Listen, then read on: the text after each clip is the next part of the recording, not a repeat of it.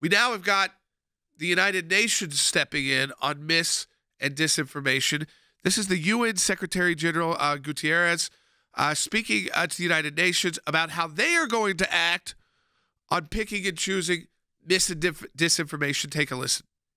We will call for action from everyone with influence on the spread of mis and disinformation on the internet.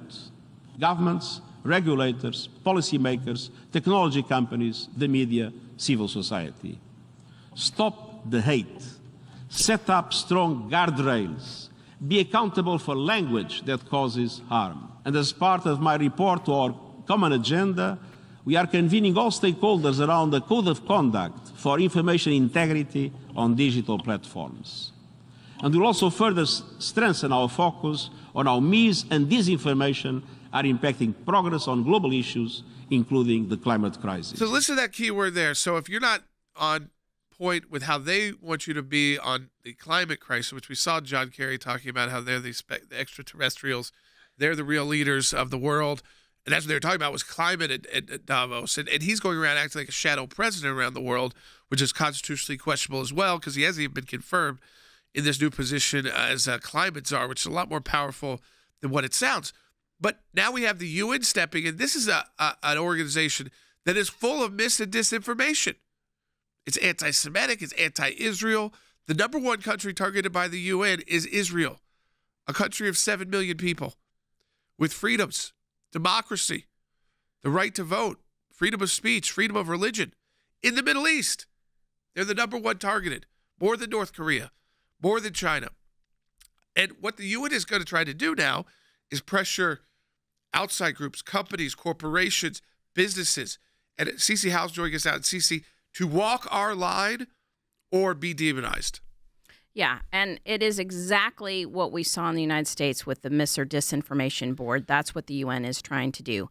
So if you don't say and espouse exactly what the UN's position is, then exactly you're going to be demonized. So we will definitely be looking at ways through the ECLJ, our NGO at the United Nations, to attack this when actual actions are taken. He's just made the statement right now, but we'll be ready to go when there's something that's actually put on paper.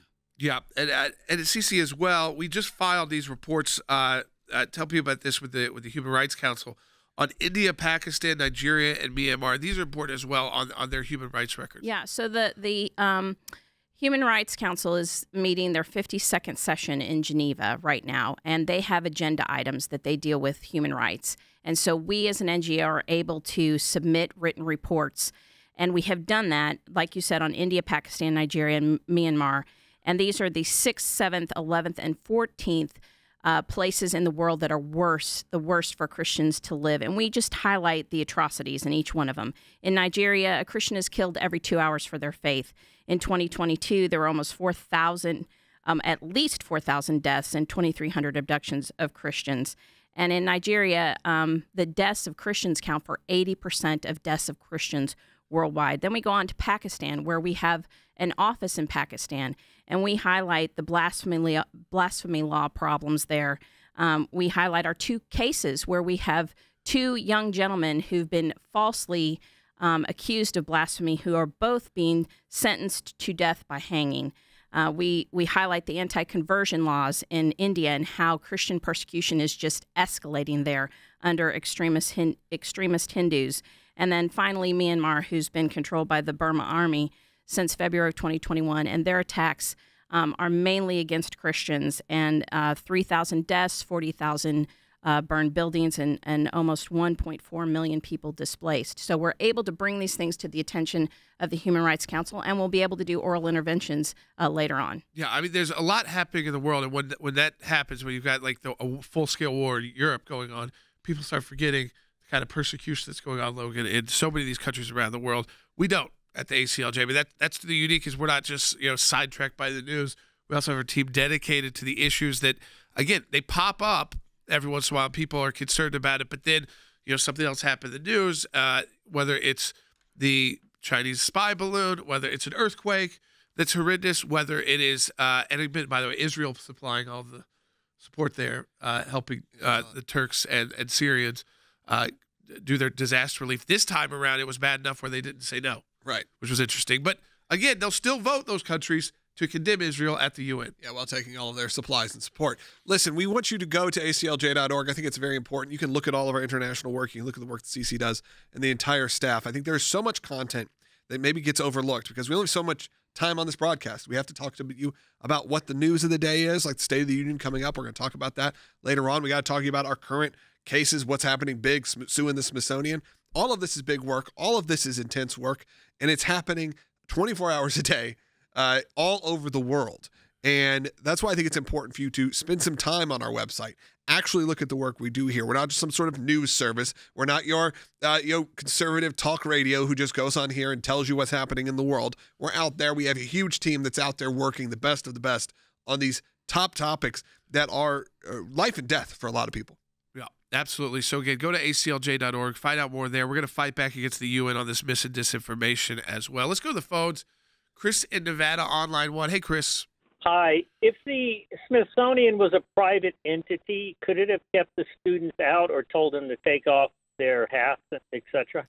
I mean, a private entity, if that was their normal policy. So again, if you're just targeting people, you could get in trouble over that. It's not the same. It might not be the same federal issues, but there's state issues as well that you run into there with that. City, District of Columbia issues you run into. So it's, again, if you had a policy as a private institution that no hats allowed. Yeah, like a mall has no gang colors or those kind of thing. You know? Sure. This isn't a private institution, though, so that totally goes out the door. It's a totally different standard. This is something paid for by you and me. Our taxpayer dollars, $1 billion a year, goes to those Smithsonian museums. And again, not just politely asked to take off their pro-life gear. No, I think which is likely what a private museum. This was an aggressive, so much so, again, that we're suing the Smithsonian, but they've already had to apologize and issue that they're going to have to re-educate their security team. Retrain them, Retrain them. So that should tell you something right there. This was not a simple, and I'm sure they have the footage. This was not a simple, these people were politely asked to leave by one security guard or asked to take off their hats. This was over and over and over, profanity-laced, yelling at children for wearing a hat that just said pro-life. Your kid was told, let's just say the F word about them, and they're a young teenager. Yeah. How would you feel? Yeah. What would you do? Thankfully, a lot of them are brave enough to stand up because right now a lot of people wouldn't. No, most people would not.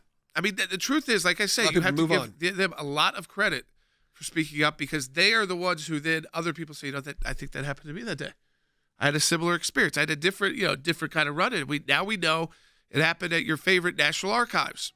Can't find the classified documents, but can find time to harass you if you have a pro-life T-shirt on and want to go view the Declaration of Independence, which that's a second lawsuit. It has not been filed yet, but it's coming.